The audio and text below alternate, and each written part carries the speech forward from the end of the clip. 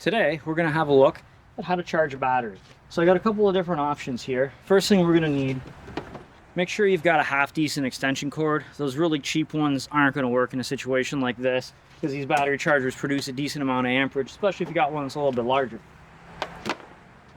Now, there's a couple of options. I have here a battery maintainer, and this one goes to 1.5 amps.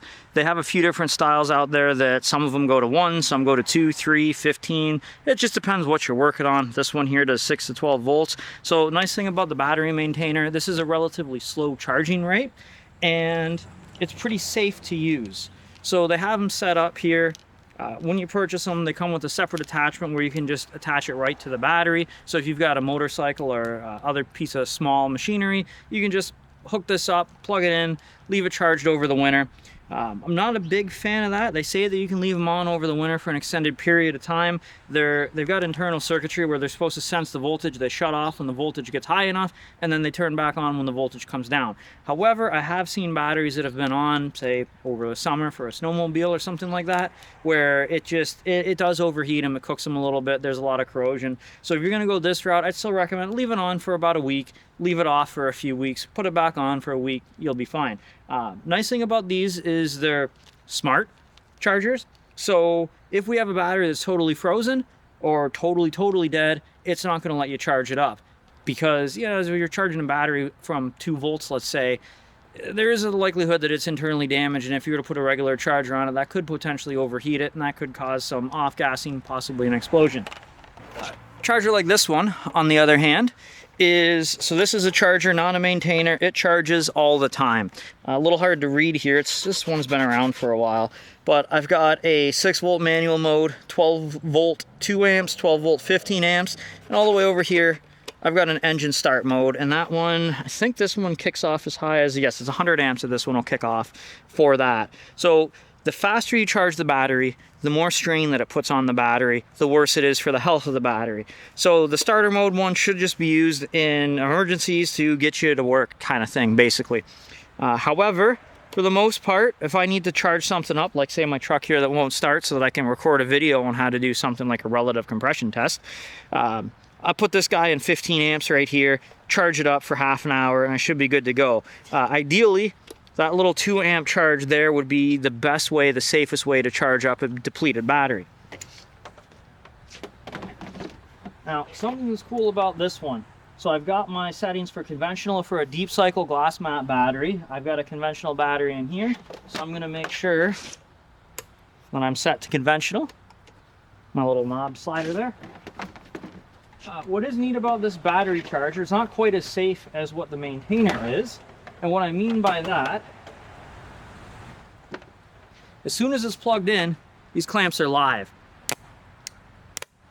So, yeah, just be careful that you're not plugging it in while they're both hanging down. And this is on all the time. There's no on-off on this. Every different charger has a slightly different setup. So, just make sure that you're familiar with the charger that you're using.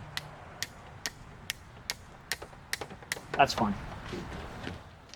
Now, my smart charger here, for example, when it first gets plugged in, it lights up all of our lights there to let us know that, yeah, everything's working, it's doing a self-check. And right now, it's not on, it's not charging, it's not connected to a battery, I don't have reverse polarity. And the safety aspect to this one, yeah, it doesn't matter. It's not charging. It doesn't charge until it senses a voltage that's high enough to be able to charge it. So, works good on a battery that's kind of like this one. I could slightly dead, I don't know what my voltage is, but I guess to be somewhere around the 10 because it tried to crank, but it didn't. So good for this scenario. Throw it on, leave it on all day, fire the truck up tomorrow. Okay, so I'm going to use this battery charger here, and first thing that I need to do, I need to get it plugged in. Okay, so I'm plugged in, I'm live. My gauge over here isn't going to show anything just yet because I'm not hooked up. So top post batteries are pretty easy to hook up on. You do want to be careful because they do off gas, so if they've been discharged really rapidly, be very careful for sparks. I could hook up on my side posts over here. It's a relatively small connection point. So on my particular truck, I've got I've got a ground point, and I've got an easy access for battery charging. A lot of modern vehicles will have a battery that's somewhere in the trunk, so they'll have usually somewhere on the firewall or on a strut tower, they'll have a ground post, and then they'll have a positive post, typically red and marked with a large plus sign. Okay, so I'm gonna hook my positive up right there, and then I'm gonna get a little spark when I hook this up on my ground. And now we can see, even though I'm set to 12 volts, 2 amps, that the vehicle is being charged at 5 amps, 6 amps right there. So I'm gonna let this go. Now, this particular charger has a little green LED that'll tell me it has a full charge, and it does do some checking on the battery. It's got a little red LED. So if I were to hook this to a frozen battery, in theory, it should tell me that, hey, something's no good, and check out your battery. Or that could also illuminate if I have my polarity reversed. So any battery charger that you use, just make sure you follow any of the settings and set it where you want it. Take a look at the owner's manual, read through the instructions, set everything up, and keep yourself nice and safe. Thanks for watching. Don't forget to hit that like and subscribe button on your way out. Have a good one. Okie dokie. Do I charge this at 15?